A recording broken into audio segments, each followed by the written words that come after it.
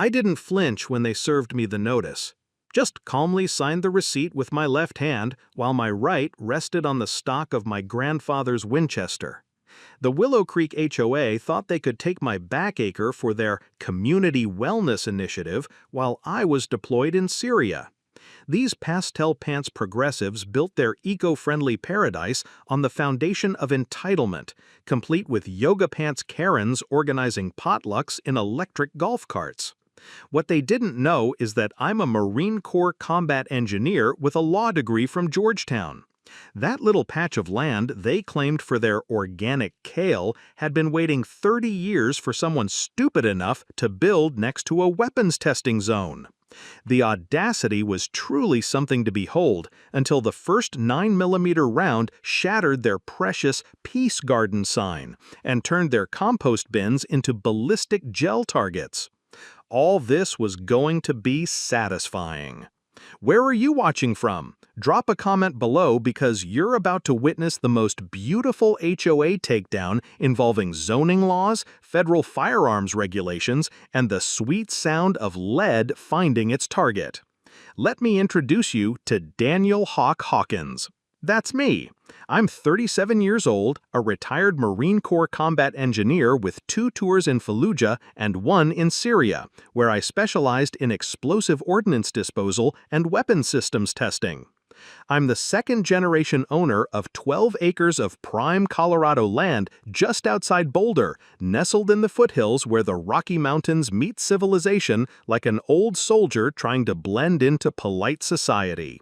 My father, who we all called Sarge, bought this property back in 1992 when Boulder was still a college town, where hiking boots outnumbered Birkenstocks by about 10 to 1. Sarge was the kind of man who believed in 3 things: the Constitution, the land, and keeping your word. In 1995, he built a small shooting range on our property.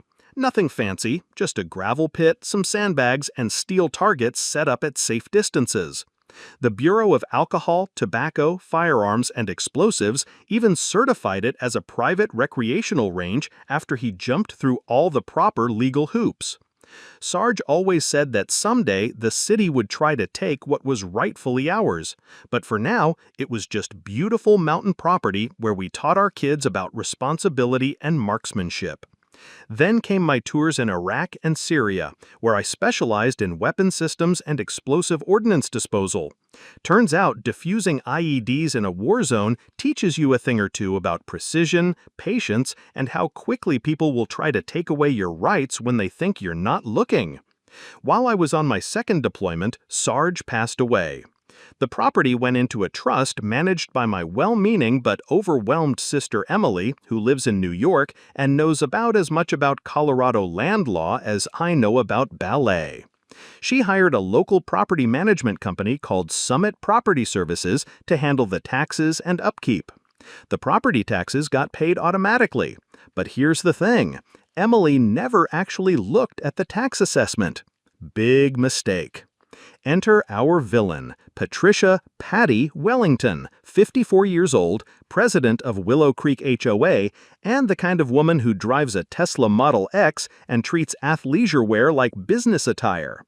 Patty's got that particular brand of progressive aggression that Boulder residents perfect around age 40. You know, the kind where they'll quote the First Amendment while violating your Fourth Amendment rights, and somehow make it sound like they're saving the planet. Patty's married to City Councilman Mark Wellington, which should tell you everything you need to know about how she gets things done. She's got a reputation for community enhancement initiatives, which is fancy talk for forcing out anyone who doesn't fit her vision of sustainable suburban perfection.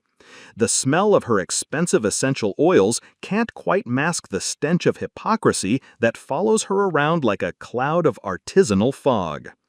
I came home from deployment in June 2023, ready to finally spend some real time on Sarge's land. I drove down that familiar dirt road, past the old pine tree where I'd carved my initials as a kid, expecting to see the same rolling hills and that little shooting range sparkling in the Colorado sun. Instead, I found landscapers, gardeners, and survey stakes scattered across my back acre like some kind of organic invasion. The crunch of gravel under my boots felt different somehow, angrier.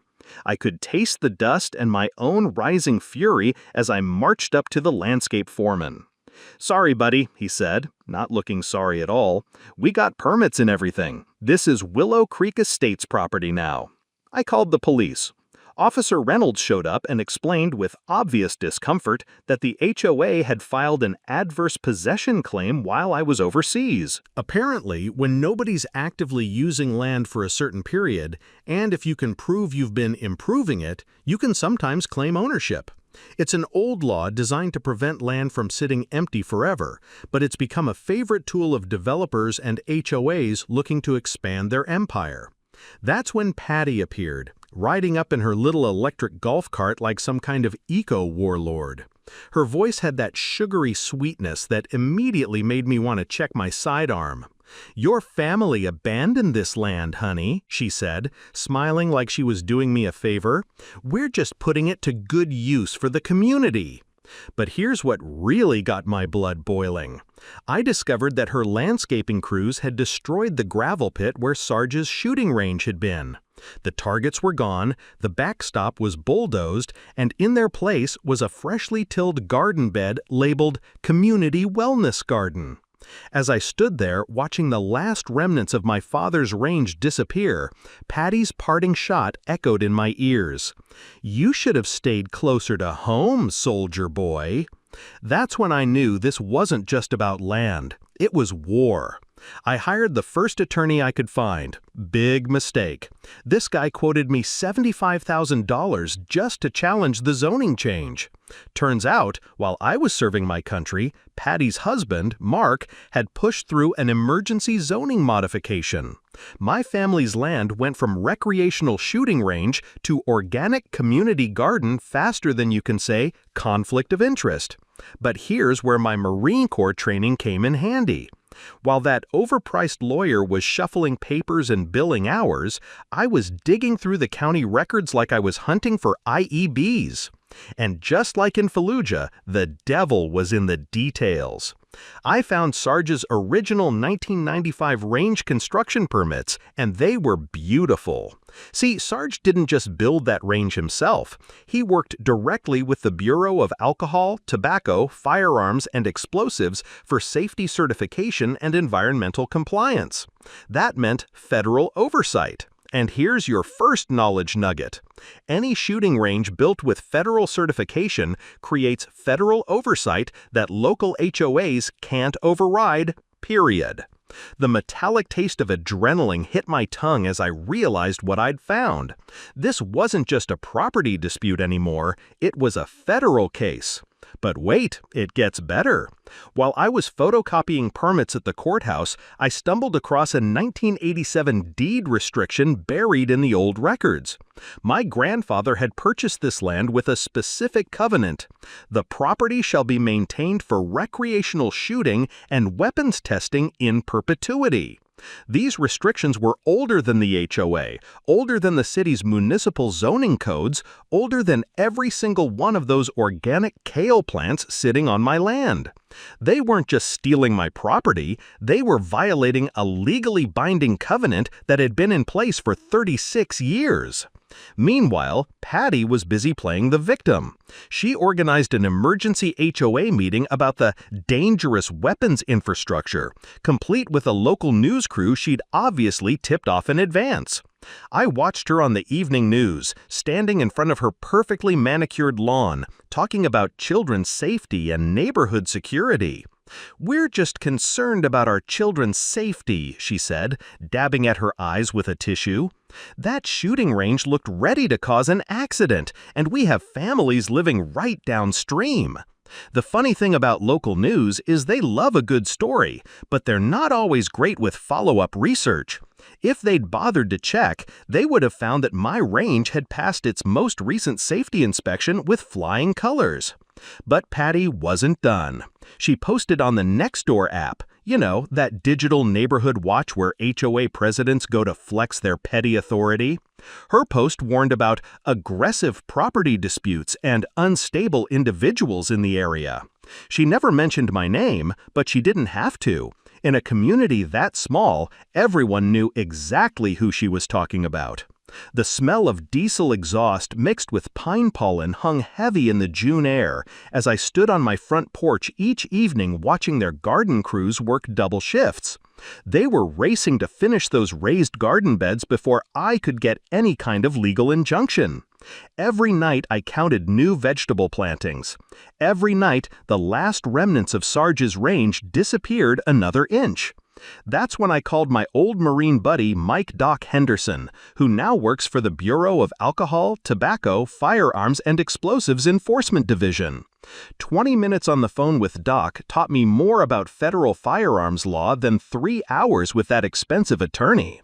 Daniel, Doc said, if they're destroying a federally certified shooting range without proper decommissioning procedures, that's a violation of federal environmental regulations.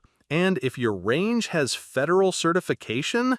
He didn't need to finish the sentence. I started documenting everything. Trail cameras around the property perimeter, time-stamped photos of every garden bed installation, soil samples from the destroyed backstop.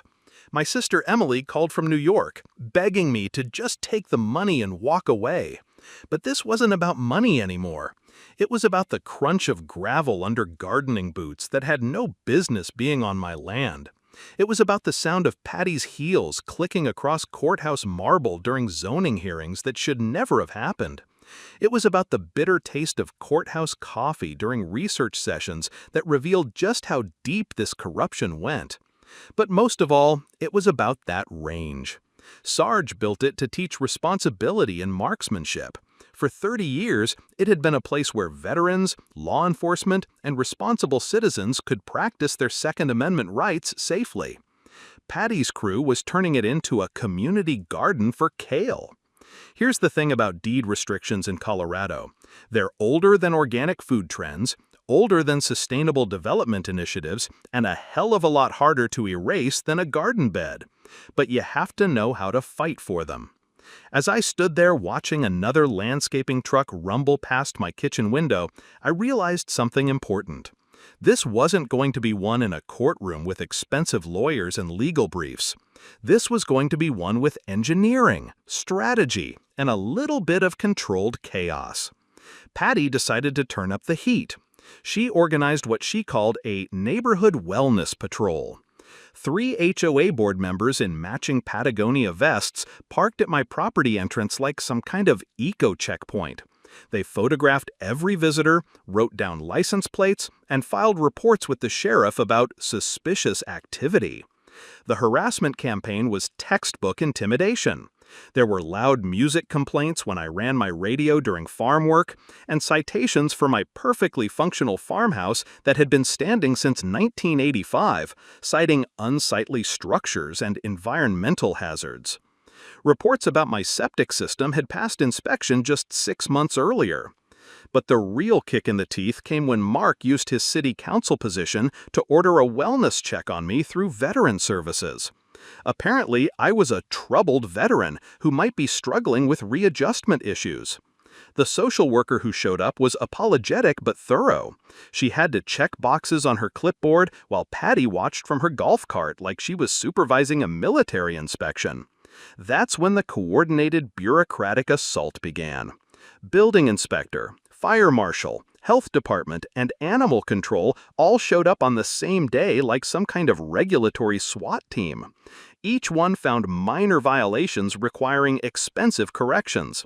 The building inspector, who happened to be a drinking buddy of Mark's, declared that my front porch needed $7,000 in foundation work. I recognized the squeeze play immediately. It's the same tactic they use in war zones to pressure local officials, overwhelming them with bureaucracy until they give up and cooperate. But two can play that game. While they were drowning me in paperwork, I was making some phone calls of my own. Doc Henderson at the ATF was very interested to learn that Patty's HOA had never filed the required environmental assessment before destroying a federally certified shooting range. Turns out, any development that destroys a certified shooting range requires federal environmental clearance, even on private property, and the fines for violations start at $25,000 per day. The smell of fresh compost curing in the summer heat reminded me every morning that I was running out of time. But my research was paying off in ways Patty never expected. I discovered that their entire community wellness garden had been built in what the ATF classified as a historically significant weapons testing zone. Insurance companies had initially refused coverage until the HOA provided a safety certification. Their solution? Permanently destroy the shooting range infrastructure and claim the land was never used for weapons testing. Here's your second knowledge nugget. Insurance fraud in development projects often carries criminal penalties, not just civil ones. When developers lie about land use history to get coverage, that's federal mail fraud. The deeper I dug, the more I realized this wasn't Patty's first rodeo. Her previous HOA in Portland had paid a $1.8 million EPA fine for an identical range destruction scheme. She'd left town just ahead of the federal prosecutors and set up shop here in Boulder, looking for new victims. Meanwhile, Patty was spreading rumors about my mental health and violent tendencies. She hired a private investigator to dig up dirt on my military service and organized a petition demanding the city condemn my property as a public nuisance. "We have children playing in these neighborhoods," she told the local paper. "We can't have unstable individuals threatening our safety."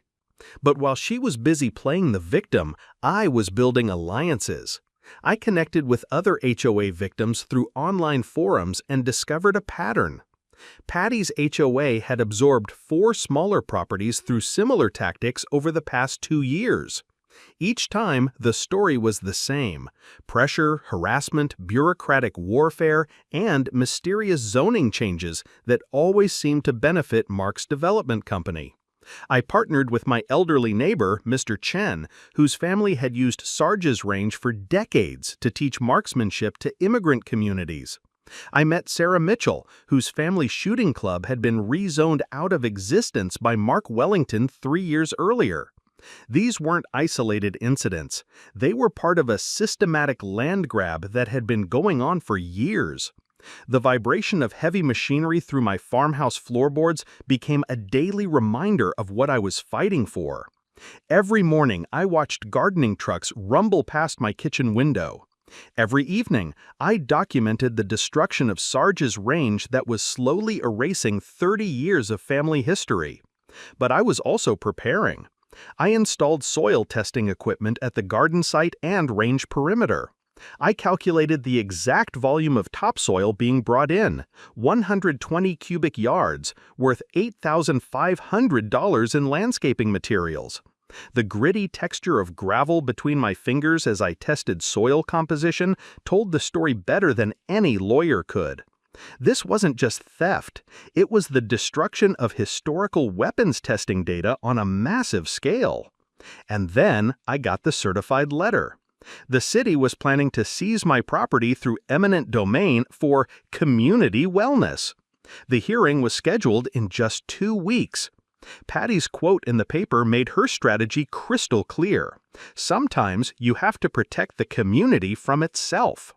But as I stood at my bedroom window that night watching storm clouds gather on the horizon, I realized something important. Those weren't just rain clouds building up. They were opportunity. Patty went nuclear. Mark fast-tracked an eminent domain hearing scheduled for just 2 weeks out. And suddenly, the HOA was offering me $150,000 for property assessed at $780,000. The message was clear: take the lowball offer or lose everything. The local newspaper ran a hit piece that made me sound like some kind of domestic terrorist. "Troubled Veteran Blocks Community Progress" was the headline, complete with a photo that somehow made my farmhouse look like a militia compound and me look like I hadn't slept in weeks. But Patty's masterstroke was the photo op. She staged it perfectly. 20 concerned mothers holding children near my property line with a professional photographer capturing their worried faces while my farmhouse loomed menacingly in the background. The Facebook post went viral with the hashtag #ProtectOurKids. "Our children deserve safe neighborhoods," she told the Channel 9 news crew, "not whatever issues he brought back from war." You know what? She was right about one thing. I did bring something back from war. I brought back the ability to recognize when someone's trying to steamroll you with propaganda and the engineering skills to do something about it. Doc Henderson called with information that changed everything. The ATF had already opened a federal investigation into the range destruction based on my initial complaint. But here's the kicker. Patty's previous HOA in Portland faced a $1.8 million fine for the exact same scheme. Federal environmental crimes follow individuals even when they move to new jurisdictions. While Patty was playing the victim on social media, I was discovering that her entire financial house of cards was built on fraud. The HOA's construction loans were tied to inflated property values, and the banks had required guaranteed recreational space for loan approval. If those recreational rights reverted back to me, their rightful owner, the entire development would become financially underwater. The taste of bitter irony wasn't lost on me. They'd stolen my range to make their land valuable, and now their own greed was going to drown them. Patty's panic was starting to show. She offered me $350,000 cash, no questions asked, with a 48-hour deadline. When I refused, she flew to New York to approach my sister Emily with some sob story about her brother's mental health issues. That backfired spectacularly. Emily might not know Colorado land law, but she knows her brother. She called me laughing. "Daniel, some crazy woman in yoga pants just offered to help with my troubled veteran brother." I told her if she contacts our family again, I'm calling the FBI. But while Patty was busy making enemies, I was making allies. I partnered with environmental lawyer Amanda Cross, yes, same one from the Willow Creek case, who specialized in pro bono firearms rights cases. Together, we formed a coalition with veterans groups who'd been affected by the range destruction. Sarah Mitchell brought historical documentation showing her family had used the range for competitive shooting since 1998. Mr. Chen provided photographs of his son's marksmanship awards, won at Sarge's range. The local historical society was particularly interested to learn that the range had been used for weapons testing during World War II by the military. Turns out, destroying historical weapons testing sites tends to get federal attention real fast. During my nighttime reconnaissance, old habits from the Marines, I discovered something beautiful. Sarge's range wasn't just a simple gravel pit. The original 1995 design included reinforced backstop berms and safety barriers that hadn't been fully destroyed by the gardeners. The hollow echo of gravel during my midnight tests told me everything I needed to know. The infrastructure was still functional, and it was designed for exactly this situation, restoring the range to its original purpose. I calculated the materials needed to restore the range to operational status: 80 tons of gravel, 12 steel targets, and 300 linear feet of safety fencing. The garden beds had only covered a portion of the original range footprint. The math was perfect, but the timing had to be precise. Using my drone for aerial reconnaissance, I mapped the exact locations of those new garden beds relative to the original range layout. 6 beds were built directly on the main firing line. 3 more had been placed where the safety berms should be. Here's the beautiful part. The gardening crews had installed decorative garden paths using wood chips and decorative stones. They looked pretty, but they weren't designed to handle actual range operations. Meanwhile, my original range infrastructure was engineered specifically for weapons testing and recreational shooting. Then Patty made her biggest mistake. Her crew began installing permanent concrete barriers to completely block the original range layout. This would make my restoration efforts useless and permanently destroy the historical weapons testing site. But it also gave me the perfect justification for what I was about to do. The Weather Service was predicting heavy July rains, perfect seasonal cover for emergency range restoration. As I stood at those range controls at sunset, reading Sarge's journal entry about teaching responsibility through marksmanship, the decision crystallized. Time to restore the range. While digging through dusty courthouse records for the third time that week, I found a misfiled document that changed everything. Buried behind a stack of 1996 tax assessments was the original recreational use covenant from Sarge's range construction. The language was beautiful in its simplicity. Range operators shall maintain recreational shooting facilities to preserve historical weapons custom data and community marksmanship education in perpetuity.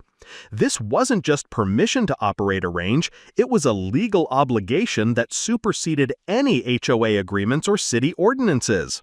But Amanda Cross's investigation uncovered something even more damaging. The HOA's insurance applications contained flat-out lies. They'd claimed no weapons testing history and permanent garden conversion approved by all agencies to secure $35 million in coverage. Here's your third knowledge nugget. Insurance fraud in development projects often carries criminal penalties, not just civil ones. When you lie to insurance companies about land use history, that's federal mail fraud with mandatory prison time. The deeper we dug, the more the whole scheme unraveled. Mark Wellington's development company wasn't just the contractor for the HOA project, he was the primary investor. Every garden bed built on my stolen land put money directly in his pocket. And here's the kicker. He'd never recused himself from a single city council vote that benefited his project. Doc Henderson shared ATF findings that made my blood boil. The range destruction had destroyed decades of historical weapons testing data that the military had used for research. The Army Historical Preservation Office had documented the range's significance, but somehow the report got lost in Mark's office before it could trigger federal prosecution. They weren't just stealing land, they were destroying historical military data.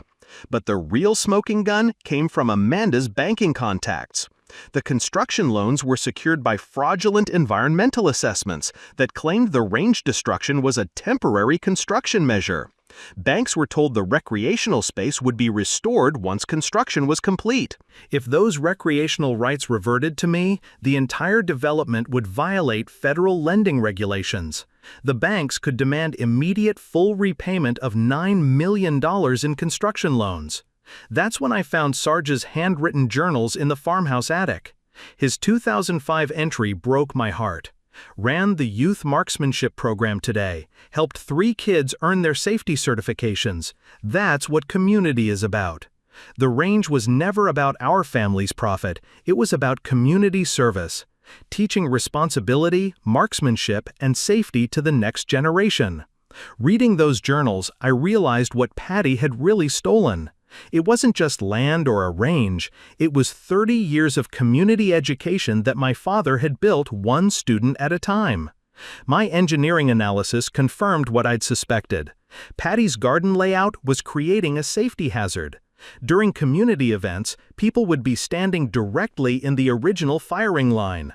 The original range layout had provided natural safety barriers for the entire community, and my restored range would be the only way to safely manage recreational shooting. The timeline pressure was crushing. July rains were predicted to be the heaviest in 5 years. If I waited for the legal system to grind through appeals and federal investigations, natural erosion would happen anyway, potentially causing real property damage. But if I acted now, I could control the timing and intensity. A controlled range restoration would demonstrate proper recreational use without endangering anyone while proving that the HOA development violated federal environmental law. Standing at those range controls at sunset, holding Sarge's journal, the moral clarity hit me like a lightning bolt. This wasn't about revenge anymore. It was about restoring the natural order that had sustained this community for generations. Patty had systematically destroyed the local veterans community. Sarah Mitchell lost her family's century-old shooting club. Mr. Chen's son couldn't continue his marksmanship training. 2 other families were forced to sell generational properties to Mark's eminent domain schemes. But the federal environmental investigators were scheduled to visit next month. Perfect timing.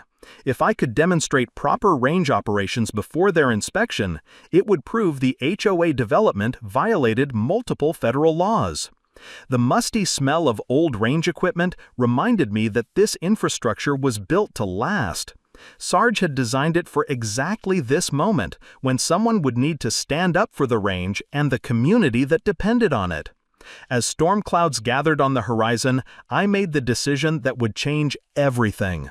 Time to honor Sarge's legacy and restore that range.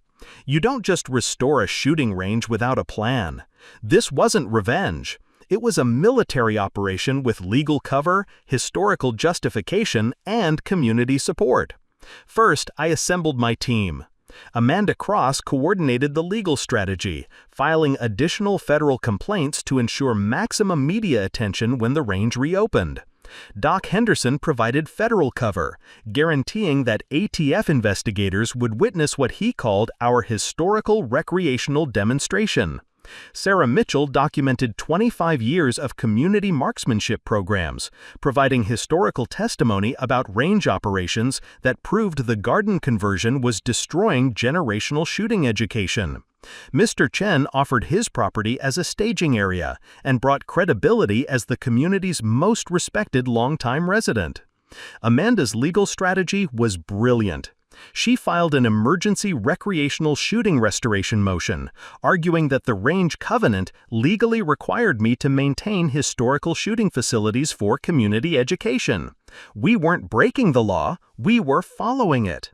Here's a crucial knowledge nugget. Historical recreational shooting rights often supersede residential development rights, especially when you have historical documentation proving prior use.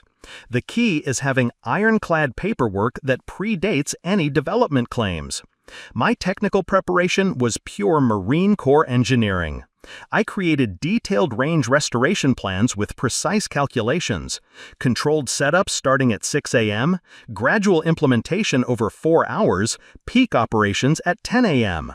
The equipment was calculated to demonstrate proper recreational use without causing structural damage, except Patty's illegal garden beds.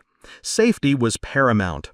I posted warning signs 24 hours in advance and personally notified the volunteer fire department.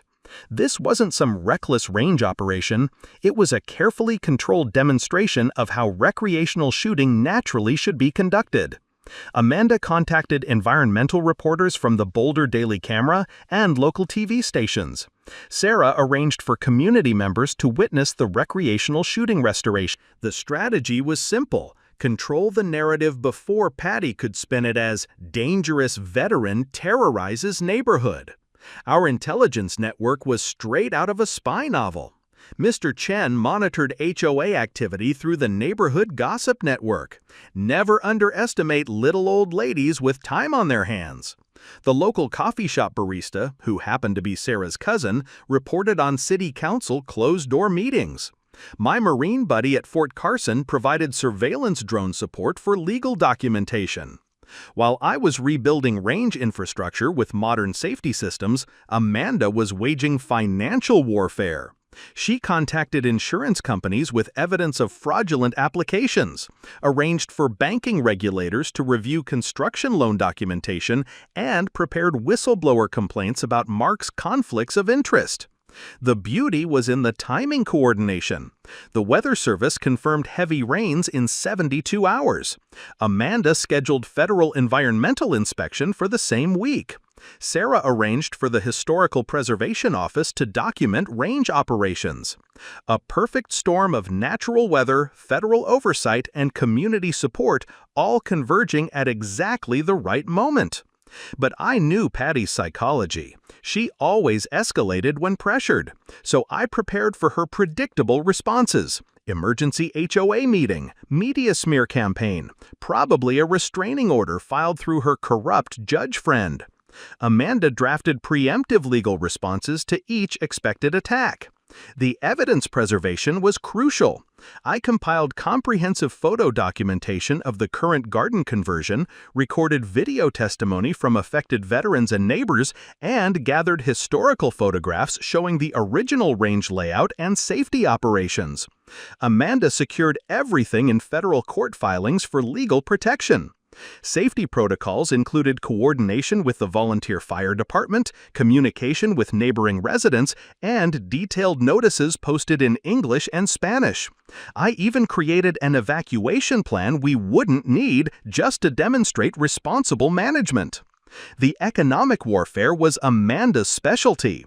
She tipped off state banking regulators about construction loan irregularities, contacted the Colorado Attorney General about insurance fraud evidence, and prepared a civil RICO lawsuit alleging a pattern of racketeering. Here's another knowledge nugget. Coordinated regulatory pressure often forces settlement faster than individual lawsuits.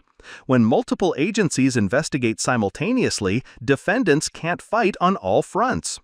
The smell of WD-40 and machine oil filled the evening air as I serviced all the equipment and tested range safety systems under minimal operation. Everything worked perfectly. Sarge had built this system to last. I stocked the farmhouse with supplies for a potential siege, knowing Patty would try everything to stop me. Amanda filed protective court orders preventing interference with lawful range operations. We established secure communications using military-grade encrypted radio. As I stood at those controls for the final equipment check, watching storm clouds build on the horizon, everything felt aligned. The weather forecast confirmed heavy rains in 48 hours. Federal investigators would arrive in 36 hours. Patty was scheduled for her morning show appearance in 24 hours, probably planning another attack on my character. The timing was perfect. Dawn tomorrow would bring justice and 30 years of stolen recreational space back to where it belonged. Patty's desperation reached new levels when she hired private security to patrol my property perimeter. These weren't just rent-a-talks with flashlights, these were the same tactical gear wannabes who work private military contracts and think HOA disputes are combat zones. My trail cameras caught them red-handed trying to sabotage the range safety systems at 2 a.m. One genius was caught on video attempting to pour concrete mix into the gravel berms while his buddy served as lookout. Doc Henderson had tipped off the sheriff's department, and Deputy Miller was waiting in the shadows when they made their move. The arrest was beautiful. Mr. Tactical Vest claimed they were protecting community infrastructure from an unstable individual, but it's hard to explain why you're carrying a bag of quick-set concrete at 2 in the morning. Patty's media blitz was even more desperate. She appeared on the Boulder Morning Show wearing her Sunday best and speaking in that trembling voice politicians use when they want to look like victims. Veterans need mental health support, not weapons, she told the host, dabbing at her eyes with a tissue. This man learned to use firearms as weapons in Syria, and now he's threatening to turn our community into a war zone. Mark provided expert testimony as a city planner about catastrophic range safety risks, conveniently forgetting to mention that my range had passed every safety inspection for 30 years. But while Patty was playing victim on television, my surveillance training was paying dividends. I documented every sabotage attempt, every illegal entry, every piece of evidence that would later prove criminal conspiracy. Doc revealed that federal investigators had been wiretapping Mark's office phone as part of an ongoing corruption probe. These people were more desperate than I'd realized. The legal assault came next. Mark fast-tracked an emergency restraining order hearing for 6 a.m. the following morning, clearly hoping to catch us off guard. Judge Robert Shaw, Mark's golf buddy who'd received $12,000 in campaign contributions from Mark's development company, agreed to hear the emergency public safety motion. Amanda discovered the corruption connection and immediately filed for Shaw's recusal, but we knew the fix was in. If they couldn't stop the range restoration legally, they'd stop it through a corrupt judge. Meanwhile, Patty organized a neighborhood wellness patrol to physically surround my property.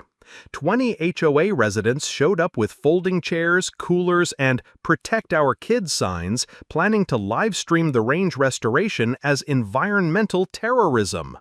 The optics were perfect for her narrative: suburban families with children versus a dangerous veteran with a shooting range. But Sarah Mitchell had been busy too.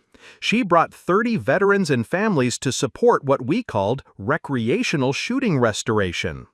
Mr. Chen organized a counter-demonstration with historical photos showing the range in its natural state. Amanda arranged for Historical Preservation Society and Veterans Group representatives to attend. Two competing narratives were about to collide: veteran attacks families versus community protecting historical recreational rights. The technical sabotage escalated when security footage revealed someone had poured concrete mix into the range berms overnight, creating a blockage designed to cause actual safety hazards if I restored operations. This wasn't just harassment, it was attempted murder disguised as vandalism. I worked through the night with a portable jackhammer, clearing the sabotage while documenting every chunk of concrete as evidence. The metallic taste of exhaustion mixed with fury as I realized how far they were willing to go. Mark used his city council emergency powers to declare my property an imminent public hazard, authorizing the fire department to secure the dangerous range infrastructure. Fire Chief Reynolds, one of the few honest officials left in town, privately warned me that this was purely political. "Daniel, you've got maybe 6 hours before they force me to intervene," he said. "Make it count." The insurance investigation breakthrough came at the perfect moment. Amanda's fraud reports triggered a state investigation, and the Colorado Insurance Commission froze all HOA development insurance policies. Without valid insurance, the construction company faced immediate work stoppage. Financial pressure was finally hitting where it hurt: Patty and Mark's wallets. Doc moved the ATF inspection up 24 hours due to credible sabotage reports. Federal agents were now en route, arriving at 8 a.m. If the range restored during their inspection, it would become federal evidence of proper recreational operations. But Patty's final gambit was the cruelest.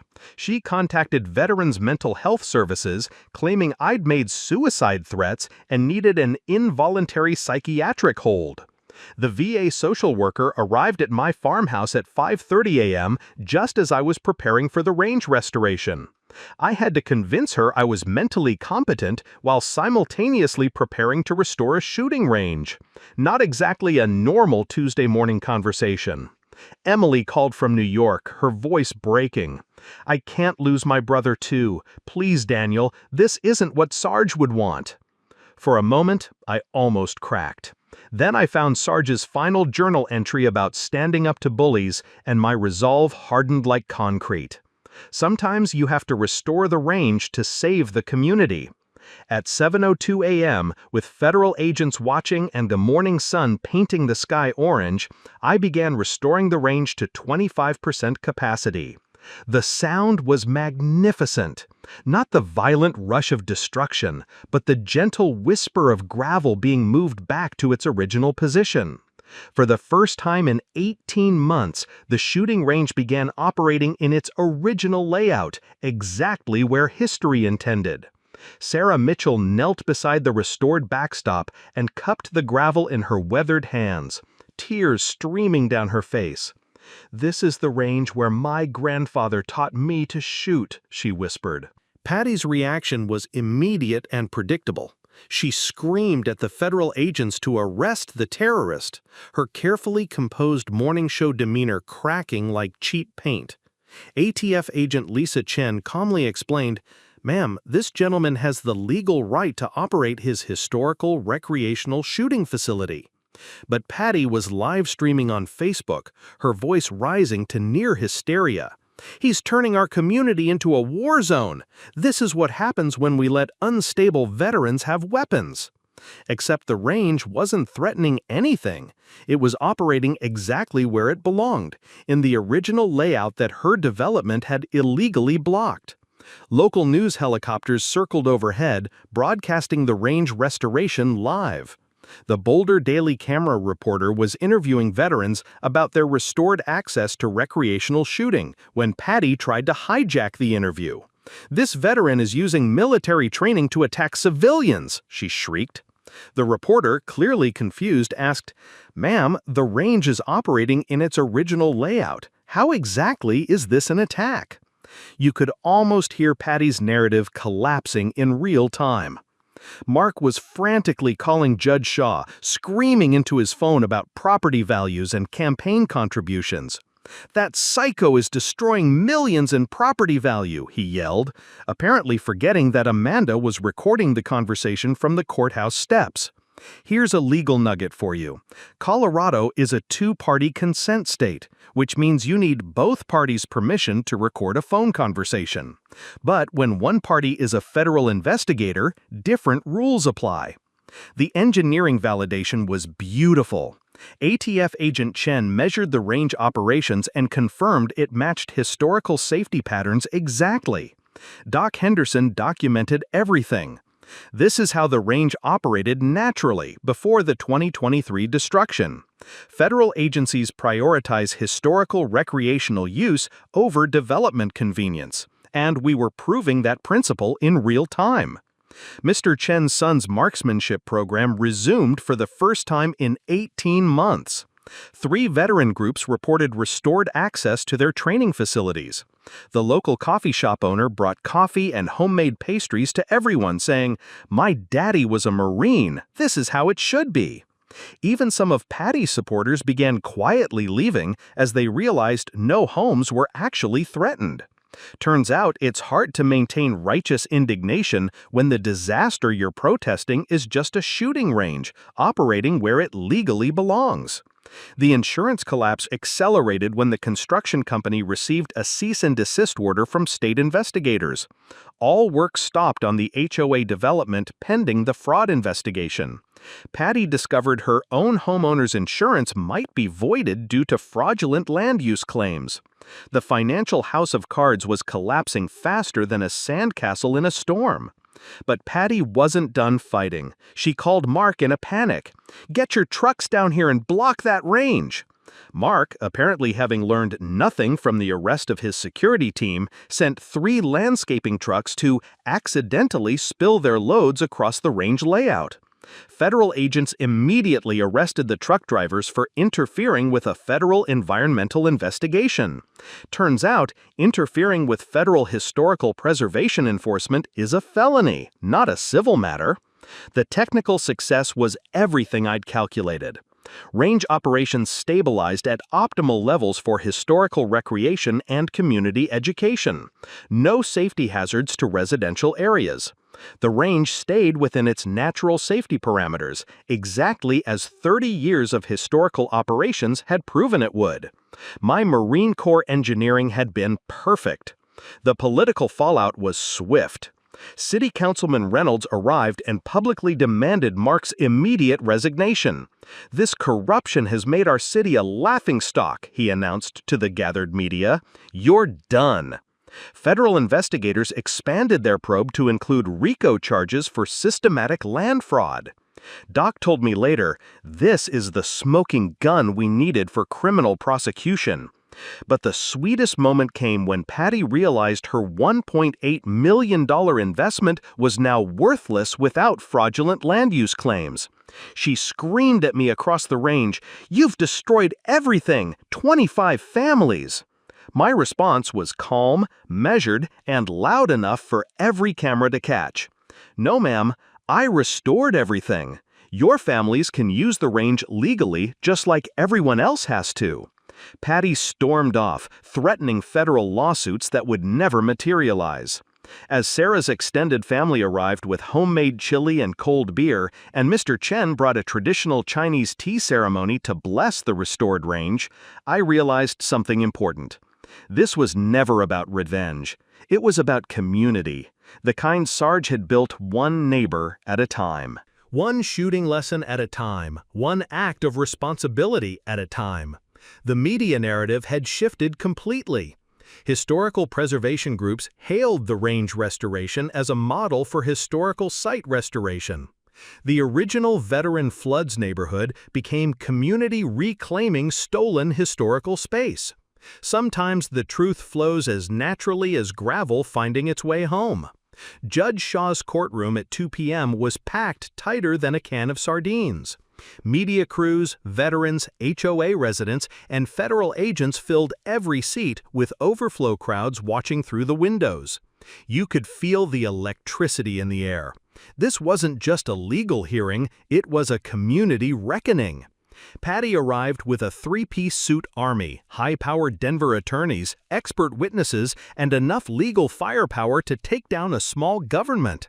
She traded her yoga pants for a conservative black dress and pearls, playing the role of concerned community leader defending innocent families. I showed up with Amanda wearing a simple button-down shirt and Sarge's old cowboy hat.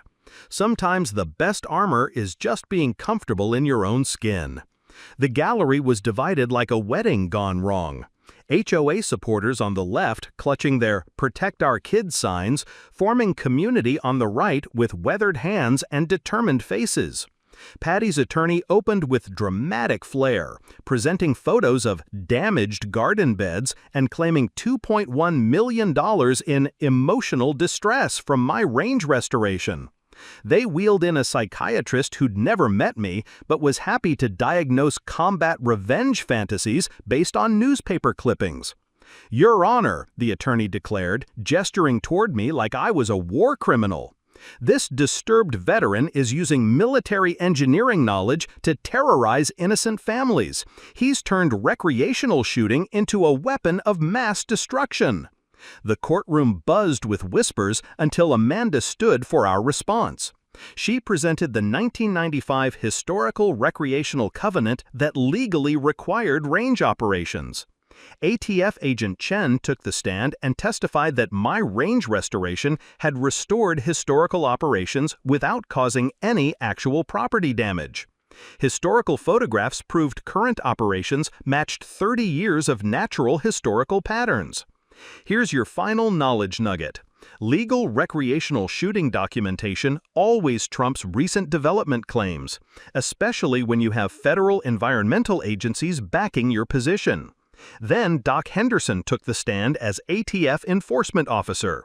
His testimony was devastating. The HOA development had violated 3 separate federal historical preservation laws, committed systematic insurance fraud, and destroyed historical military data. Judge Shaw squirmed in his seat as federal crimes were detailed in his courtroom. You could see him calculating whether his political loyalty to Mark was worth potential federal prosecution for obstruction of justice. The breaking point came when Amanda called Mark as a witness. Under oath, he admitted to fast-tracking zoning changes while I was deployed overseas and revealed his financial stake in the development company. When Amanda played the recorded phone conversation about destroying property values, Mark exploded.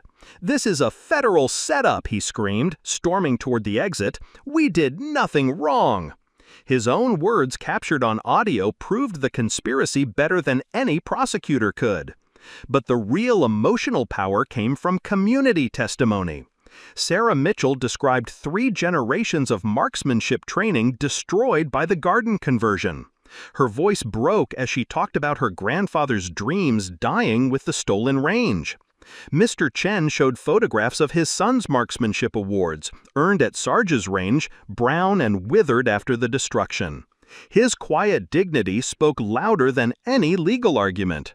Fire Chief Reynolds testified that the range restoration was professionally executed with 0 safety violations.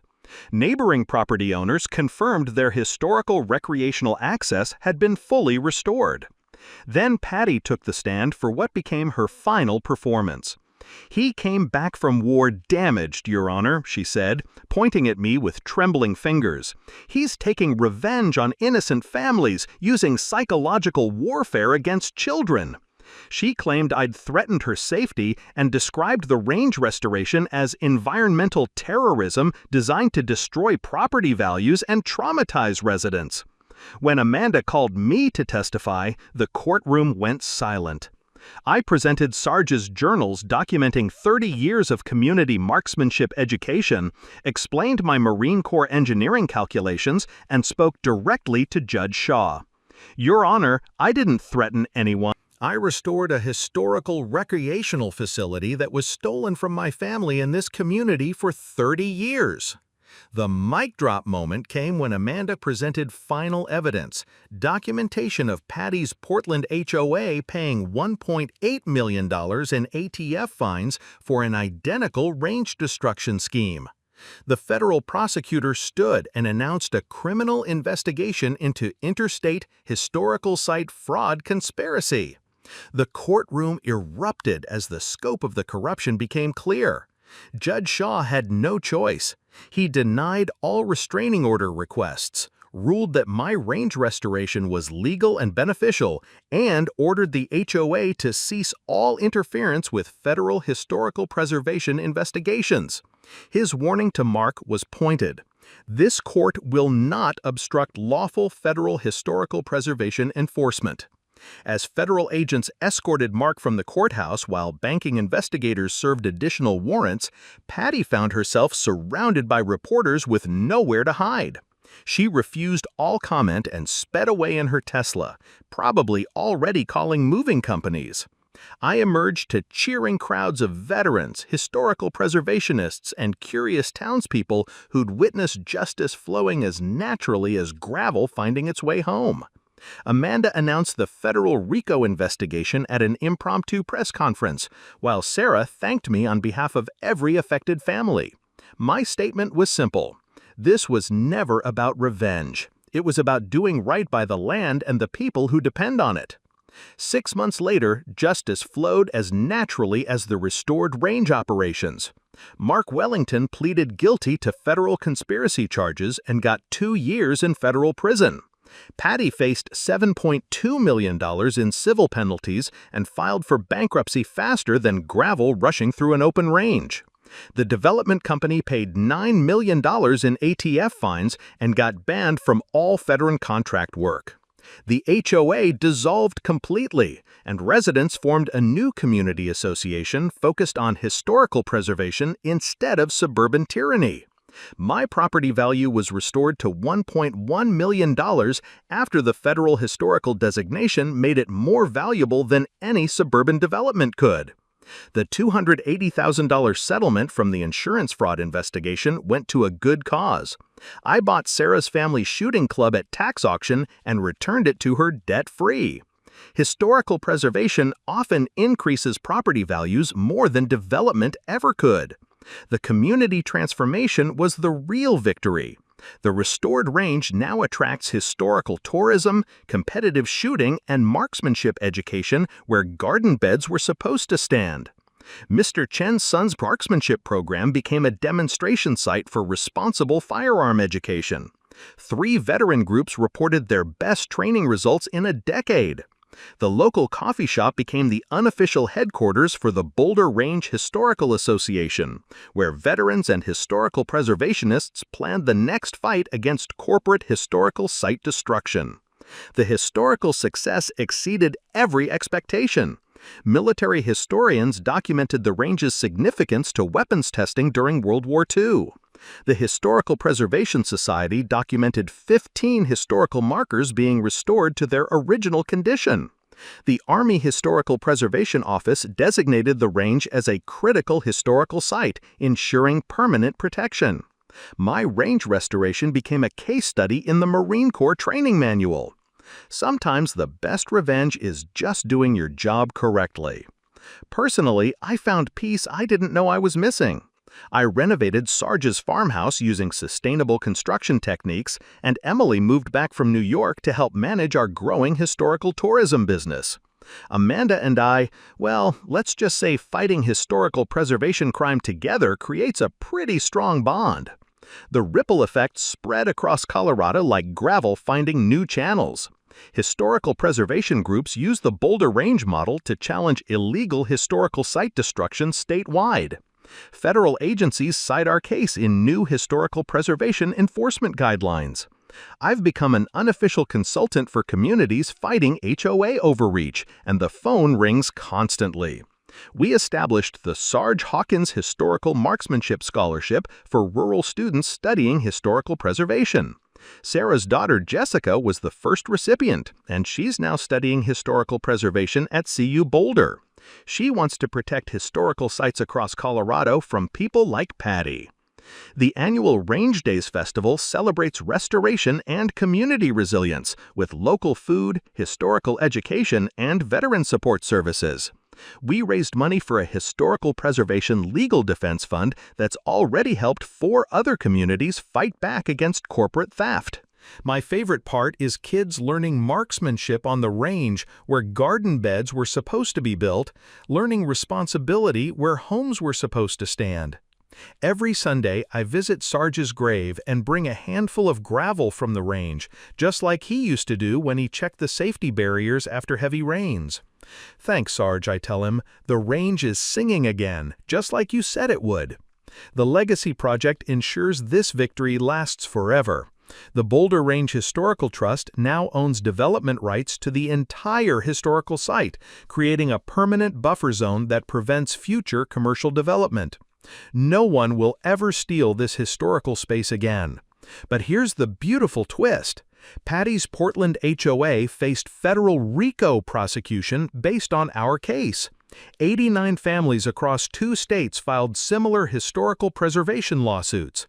What started as one veterans' fight became a movement for historical justice nationwide. From my porch each evening, watching that range operate exactly where it belongs, I'm reminded that some fights are worth everything you've got. Sometimes you have to restore the range to save the community. But you don't do it alone. You do it with your community, your neighbors, and people who believe historical preservation belongs to everyone, not just whoever has the best lawyers and the most corrupt city council connections. If you're fighting HOA overreach, historical destruction, or bureaucratic bullying, don't give up. Document everything, find allies, and remember, the law is on your side when you're protecting the land for future generations. Drop a comment and tell me your HOA nightmare story. I read every single one and reply when I can, because these fights are easier when we support each other. Hit subscribe if you want more stories about communities fighting back against corruption and winning. And remember, your voice matters, your vote matters, and your historical sites matter too. Next week, I'm telling you about the city that tried to seize my neighbor's hunting lodge for a yoga studio. So she turned their downward dog into a duck hunt during the mayor's meditation retreat. That's a story about a different kind of mindfulness and how one conservationist turned the tables on municipal corruption. History finds a way, justice finds a way, and communities that fight together win together. Boulder Range operates freely, y'all, and it always will.